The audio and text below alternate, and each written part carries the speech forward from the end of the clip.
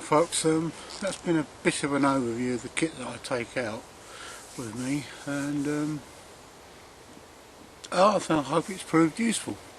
It's not the lightest of kit, you know, but then again it's not the heaviest.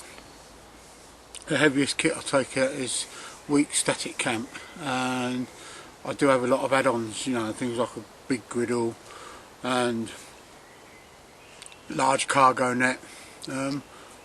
The only thing I didn't include, though I've got it here with me, is some warm clothing. I've got a warm top, nausea type top, in case it gets a bit chilly in the evenings, and I do pack out a book or something. Also, and you may find this useful, and it's something I keep on my ditty bag, and it's one of these. Right, if I turn it on, you can see what it does. It flashes. Now, I found this immensely useful on one of the camps because obviously the latrine is some 250 yards away, and though I do have a head torch which I keep on my belt, having this attached to one of the guys on your tarp or somewhere where it will flash in the night means that you can find your tarp in the dark. Wonderful little contraption. I was also asked by another gentleman in the Americas what my thoughts were on tin foil in cooking. It's a bit of an awkward one, this, because my own personal view is I never use it, and I would never suggest another person to use it. If you need to wrap your food, there's plenty around. You can use dock leaves, burdock leaves, butterbur leaves, a little bit of cordage made from, or a little bit of string made from some freshly gathered stinging nettle, and there you go. You can bake in the embers of the fire. If I'm making bannock, I use the billy can and rub a little butter around the inside, or I just bake straight onto the ashes itself. Not a lot of people like the ashes, but at the end of the day, it's down to what you think you should take out. These are my own suggestions, my own ideas, and it's constantly changing, like the sea comes in and out, it changes, but there's always an underlying current of stuff that I will always take out. Cooking wise, well, today I have mushrooms, sausages, 2 eggs. I do pack out noodles occasionally. They're great for a quickie, and that's about it on the cooking side.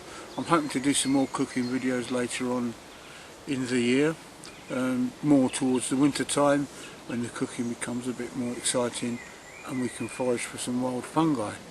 At the moment, the woods that I hold up in for when I do this, it's quite local to where I live.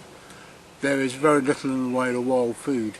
I mean, there is basically nothing to be had, except for when you come autumn time and you got some boletes on the woodland floor, and early spring when you got things like lime and beech leaves. Other than that, there's very little to be had here, except for the lake up the road, but then people get a bit funny if you take the fish from there. They're sports fishermen, not fishing to eat, which is what I'm into. Other than that, I hope you've enjoyed this video. I'll be back in a second or two with an overview of my Crusader Cup cooking system. Some mint tea here. My verdict on the BCB Crusader Cup cooking pot and cooking system. Idea is very good. It's actually an exceptionally good idea. It all fits into one unit, but there is a major drawback. It uses green heat gel, and I did find that this didn't boil the water. I I set it up the way it's instructed. I did use yesterday the mess burner that I use, the Trangia burner, and I think with a little bit of thinking, they could have made the cooking system a little deeper to accommodate the mess burner. A lot better system, a lot easier than using the green heat gel. Brings back memories of using Esbit burners when I was in the army. I was never a great fan of them then, and this system, though it's good in its concept, I think fails in the fact that it is not designed for the Trangia burner. I've modified it myself. I can fit the Trangia burner in it. I've cut up a cake cooling wire to stand my Crusader cup or cooking pot on, and it works that way. All I've got to do now is build a relatively good windshield. This will be all done in another video. Got a few projects on the go, or a few projects in mind. I wish to build myself a canoe, though we've got no river near here. It's something that I've fancied for a long time. Every few years it pops up into my mind. And I'll be doing a few book reviews. What I will do, instead of doing a video of a book review, I shall bring a book out here with me and go through it.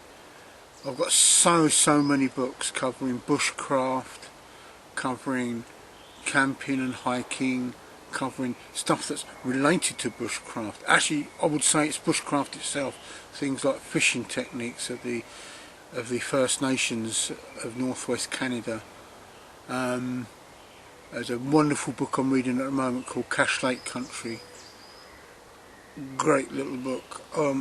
Some of the Ray Mears books, stuff written at the turn of the last century and towards the end of the 19th century.